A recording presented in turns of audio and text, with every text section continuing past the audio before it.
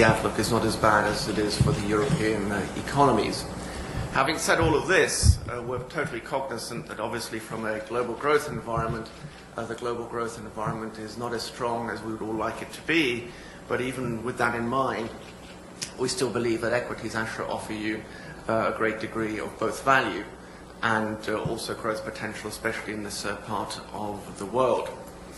In terms of our asset allocation, you can see it there. I'm not going to go through the written points, so you can read those at your leisure.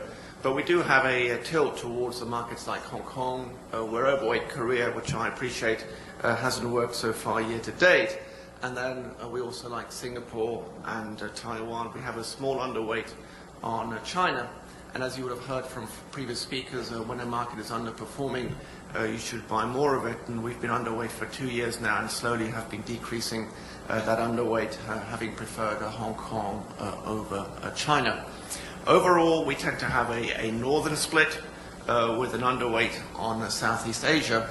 And a lot of that is driven not by poor economic performance, but basically by the view that we have that overall valuations and therefore the potential for upside is much greater in northern, more cyclical markets than it is in more defensive markets in Southeast Asia. So how do we tend to look at things? We kind of use 5 ways to decide where we should be overweight, where we should be underweight, and it tends to focus, number 1, on valuations, and I'll highlight that. I'll highlight liquidity, earnings revisions, economic surprises, and finally sentiment. If everyone is bullish, you should be bearish, and when everyone is bearish, it pays to be bullish. And for the moment, the view that most investors have tends to be quite dire on the outlook for the global economy. So kicking it off really with one of my favorite charts here, this is the price to book for Asia over the course of the last almost 40 years now. And what you can see quite clearly is that as a region, we do one thing very well, which is we go up, we go down, we go up, we go down, we go up, we go down. Very different from what you would see if I gave you the same data for the US or even for European equity markets. And so it has never been different. And each time you went to 3 times price to book, you could have obviously said this time around it will be different because we don't see this very often, only to see it happen again and again and again. And so when younger investors say to me, well, Marcus, I keep reading that it's different this time and we're never going to have the same cycles as before, I just put up this chart and say, look, you could have said this at every cycle. And what you need to understand is what drives behavior. And one of the common misperceptions that investors have here in Asia is that you always need a lot of earnings growth to get a bull market. If you go to all of those bull markets that you've seen in the past, the compound earnings growth during the bull market has only been 13%, but the index went up 40%. So really what you need for a bull market is people to believe that tomorrow is better than today. And right now, people generally don't believe that. So everyone's looking for a lot of earnings growth in order for markets to go up. You don't need a lot of earnings growth for markets to go up. Last year was another good example.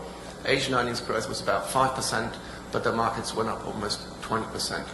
For the moment, you can see we are below average. We're on about 1.6 times price to book. Yet, when you look at it from the point of view of ROE, which is on the top right here, you can see that our rates of return on equity are actually above the historic average. And it's true in many parts of Asia. The corporate sector is actually delivering. And it's delivering with less debt today than it has had historically. So corporates are delivering. The earnings are there. For the region as a whole, earnings are about 16% above their previous financial crisis peak, the 2008 crisis this is. But the equity market is still 22% below its pre-GFC peak. So the earnings are there, the valuations are below, and that just tells you that the equity risk premium is actually very high, and you actually tend to want to buy equities when the risk premium is high. The other way to kind of look at these sort of things is to say, okay, I'll look at PEs, I'll look at price to book, I'll look at the cash flows, I'll look at dividends, and just see what percent of the last 38 years have valuations in Asia been higher than they are today. So on a PE, 79% of the last 38 years, you've paid a higher multiple than currently. On a price to book, it's 62. On a price to cash flow, it's 85. And on dividend yield, you have to look at this number. It's actually 58% of the time. So a blended average gives you about 70% of the last 38 years. Valuations in Asia have been higher than they are currently. So as an investor, I have to come in every day and think constructively. I may not want to buy today, but I'm looking for reasons to buy. I'm not looking for reasons to sell. And too many investors, even today, say, oh, well, Asia hasn't performed in the first part of the year. It's all terrible. And they talk themselves into a real bear trap. You will never buy if that's what you do.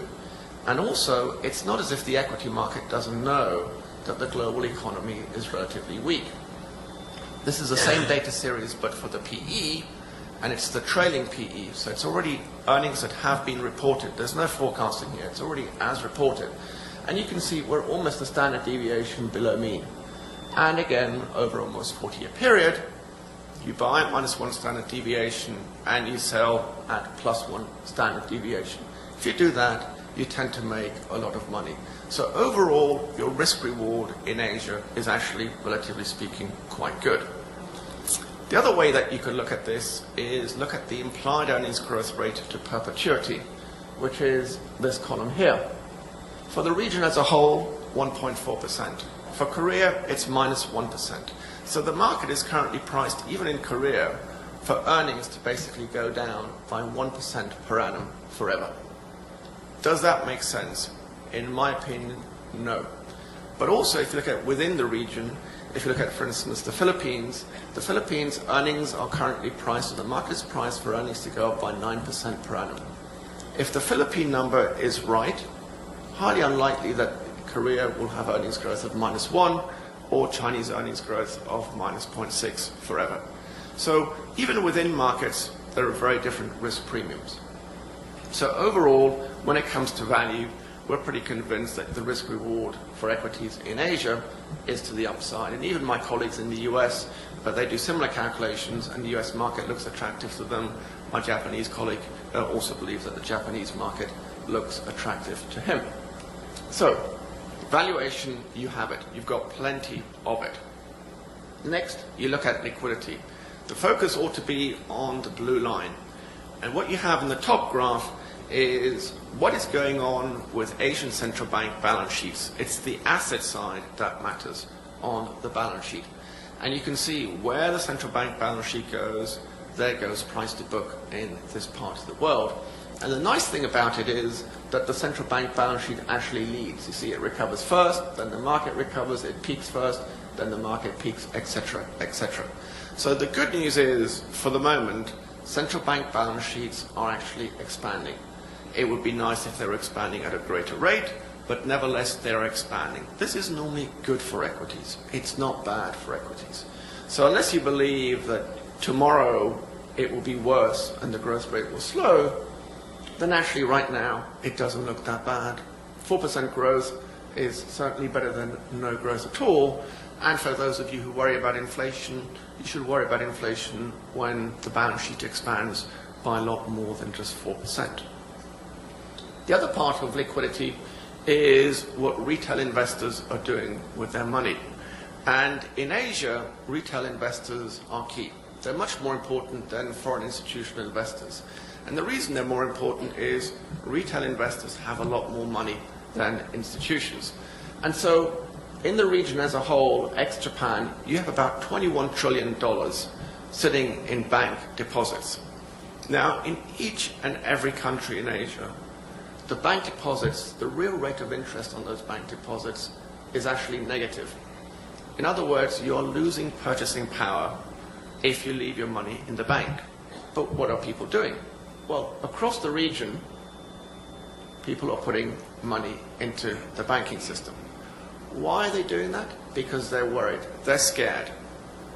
They want to own short duration assets, and cash is the shortest duration asset.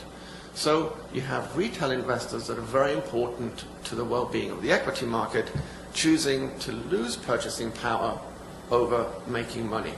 And that is because they're worried on the return of money rather than the return on money. Give it time and that will change. We know it because that's why you have cycles, as you saw at the very beginning. We go from book to 3 to book to 3 to book to 3. We've done it 4 times. We'll probably do it a 5th time. The one fly in the ointment potentially for Asian equities has always been the dollar. If you are bullish on the dollar, you kind of have to be bearish on Asian equity markets. The data here starts in 1980. I can take it back to 73, the ending of Bretton Woods, and it shows you exactly the same. Whenever the dollar is strong, which is the blue line, Asian markets underperform. Whenever the dollar is weak, Asian markets begin to outperform. That is because the dollar robs us of liquidity and it robs Asian corporates of pricing power. So you have to have a view on the dollar. We actually think the dollar relative to all other currencies on a trade-weighted basis is going to be relatively stable, but I'll leave it up to you. If you are bullish on the dollar, it will be very hard for Asian equities to outperform. If you think the dollar is flat to down, it makes life a lot easier for Asian equities to outperform. The next thing I talked about is earnings. What's happening to earnings? The earnings revisions ratio, which is the graph you have on your left, this one here, is now back to 0, telling you that analysts, there are equal amounts of analysts that are revising up their earnings as opposed to revising down their earnings. It would be nice if it was above 0, but for the moment it's at 0. Sadly, it will roll over again.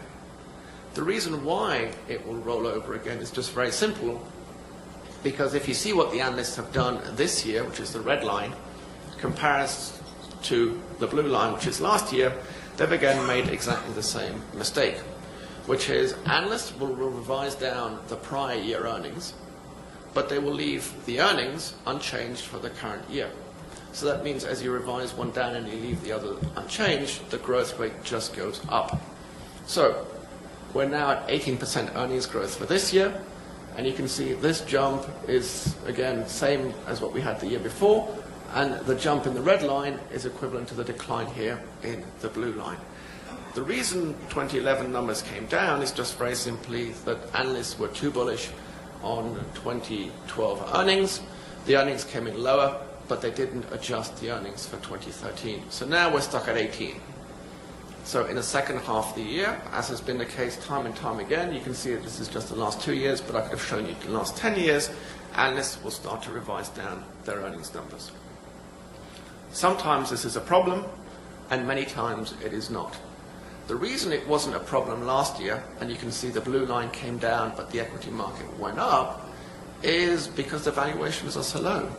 If valuations are low, people expect very little from the equity market. When expectations are low, they are easy to beat. And that's exactly what you saw here. The earnings growth went down, but Asia went up by 20%. And we're in a very similar position again. You saw on a PE basis, we're a standard deviation almost below the mean. The implied earnings growth rate to perpetuity is running at just over 1%, so expectations are very low. Easy to beat those expectations. When you look at it in terms of the economic data, at Citigroup, we run this thing called the Economic Surprise Index. And equity investors really like it, and a lot of investors like it. But very few people fully understand the way it works. All that it does is it tracks data releases versus expectations. So when the line is going down, it's telling you the data is coming in softer than expected. It is not telling you that the economy is going back into recession. When the data is going up, it's just telling you that the data is coming out stronger than expected. So you have two aspects to this. One is the data release. The other is the people that make the forecasts. If people who make forecasts are wrong for too long, they change their forecasts. So if you're too bullish and the numbers keep coming in lower, the next thing that you will do is you will come out with a bearish forecast. That forecast will then be too bearish, the data will be better, and the line will start to go up. It all moves in cycles. And you can see for the moment, pretty much around the world, the data came in a lot better than expected. Economists said, right, I don't want to keep being wrong, so I'm going to come up with a really strong forecast because so far all the data has been better than expected. And by the time the economies do that, data starts to come in slightly weaker than expected. This will carry on over the course of the summer, and by the third quarter, you'll be back down to here, and you can see already for EM, for emerging markets, you're getting very close to the lows, and also here, when you look at Asia-Pac, you're now, again, coming in well below zero. It's cyclical. After a while, the economists will say, God, I'm getting it wrong now because, I'm too bullish. So they'll come up with a really bearish forecast, and it'll be easy to beat that forecast. So come the end of second quarter into the third quarter, data will start to look again stronger than expected. And then people will say, well, actually, why don't I look at Asia, because Asia's got some growth, and I'm no longer quite as worried about growth as I was before. Finally, I just want to talk on sentiment, which is the fifth point that I mentioned. When everyone is bullish, you want to be bearish. And when people are bearish, you tend to want to be bullish. The way we calculate this is not survey-based. We don't go out and ask people, well, are you feeling bullish today, or are you feeling bearish today? We look at market indicators. Flows, we look at put-call ratios, we look at open interest, we look at number of stocks that are above or below moving averages to decide whether the market is bullish or bearish. And what you can see is sometimes people are euphoric, sometimes people are in distress. And right now, the blue line is closer to distress than it is to zero, so people aren't averagely bullish. They're actually below averagely bullish, so you could say they're bearish on equities, and we are a long way off everyone being uniformly bullish on equities. So, what do you have? You have very cheap valuations where your risk reward is to the upside, not to the downside. Secondly, you have liquidity. Central bank balance sheets here in Asia are expanding. There is still room for further interest rate cuts in most countries should they need to do it. We don't think they will, but we are not zero bound in any stretch of the imagination here in Asia, so there's more room for that. Bank deposits continue to grow, and relative to market cap, relative to the GDP, they're well in excess of 1 times each of those measures. So you've got valuations, you've got liquidity. What you currently haven't got is very good earnings revisions. And on the economic side, you've got data which is coming in slightly weaker than expected. That'll turn around in the second half of the year. It's just the way that it works on a seasonal basis. And finally, you have generally people that are more or less negative towards equities. And we think the combination of the value, the liquidity, the turnaround in the macroeconomic data in the second half of the year, combined with generally a cautious view by investors, is enough to give you a 15% total return for Asian equities this year. If you get a 15% total return, valuations on either book or on a PE basis will still be below historic averages. So Asian equities will still be cheap even after a 15% increase in equity markets. With that, I'll end. Thank you very much.